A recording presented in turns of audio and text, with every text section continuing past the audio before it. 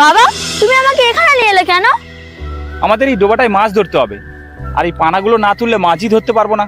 দুটো লোকও ঠিক করেছিলাম পানা তোলার জন্য, কিন্তু তারা আসেনি। তাই ভাবছি তোকে দিয়ে আজকে সব পানাগুলো তোলাবো। বাবা, তুমি এইসব কি বলছো? যেই কাজ আমি কোনোদিন করিনি সেই কাজ করতে বলছো? বাবা, তুমি ঘরে চলো তো, এই রোদের মধ্যে আমার আর ভালো লাগছে না। সে তো আমি যাব, তবে আর একটা কথা, এবার থেকে সংসারের সমস্ত কাজ তোকেই করতে হবে। ঘর মোছা, বাসন মাজা, ঘর ঝাড়ু দেওয়া, রান্না বান্না করা, সব কিছু। বাবা, তোমার শরীর ঠিক আছে তো?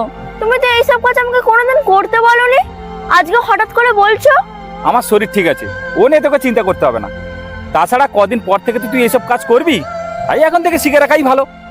এইসব কাজ শিখে রাখবো মানে? তুমি এইসব কি যাতা বলছো?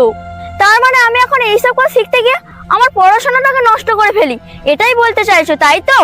বাবা, তুমি হয়তো ভুলে যাচ্ছ আমার সামনে লেখাপড়া শিখে বড় কিছু হওয়ার। তুই পড়াশোনা করিস? হ্যাঁ, তুমি যখন পড়তে বসতে বলে পড়তে বসি, প্রাইভেটে যাই, সময় মতন স্কুল যাই। তাহলে এগুলো কি?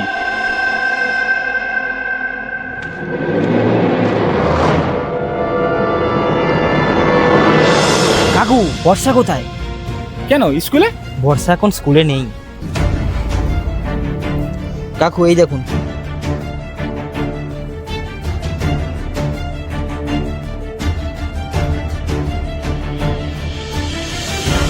ঠিক আছে বাবা, আমি আসছি। তোকে আমি এইসব করার জন্য স্কুলে পাঠাই? তোর আমি কি অভাব রেখেছি বল? তুই যখন যা চাস, আমার যতই কষ্ট হোক আমি তোকে সঙ্গে সঙ্গে এনে দিই। তুই আমার কষ্টের এই প্রতিদান দিচ্ছিস? আমি তোর কাছে এটাই চেয়েছি যে তুই লেখাপড়া শিখে নিজের পায়ে দাঁড়া। আমার একটা স্বপ্ন ছিল, আমি লেখাপড়া শিখতে পারিনি তো কি হয়েছে? আমার মেয়েকে লেখাপড়া শিখিয়ে মানুষের মতো মানুষ করব, সমাজের চোখে আঙুল দিয়ে দেখিয়ে দেব একটা চাষা হয়েও তার মেয়েকে উচ্চশিক্ষায় শিক্ষিত করেছে। এই স্বপ্ন দেখাটা কি আমার অপরাধ? কি হলো, চুপ করে আছিস কেন? আমার কথার উত্তর দে। সরি বাবা, আমার ভুল হয়ে গেছে। তোদের এই ছোট ছোট ভুলগুলো না তোদের জীবনকে ধ্বংসের দিকে নিয়ে যাবে।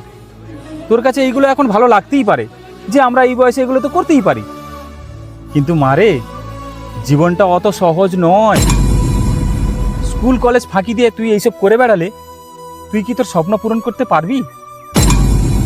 বাবা, আমার ভুল হয়ে গেছে, স্কুল ফাঁকি দিয়ে এমন কাজ আর কোনোদিনও করব না। আমি তোমায় কথা দিচ্ছি, এবার থেকে ভালো করে পড়াশোনা করে নিজের পায়ে দাঁড়িয়ে একদিন তোমার মুখ উজ্জ্বল করব। এবারের মতন আমাকে ক্ষমা করে দাও বাবা। তুই তোর নিজের ভুলটা বুঝতে পারলেই ভালো। আমি চাই এই সমাজের চোখে তুই বড় কিছু হয়ে দেখা। চল ঘরে চল।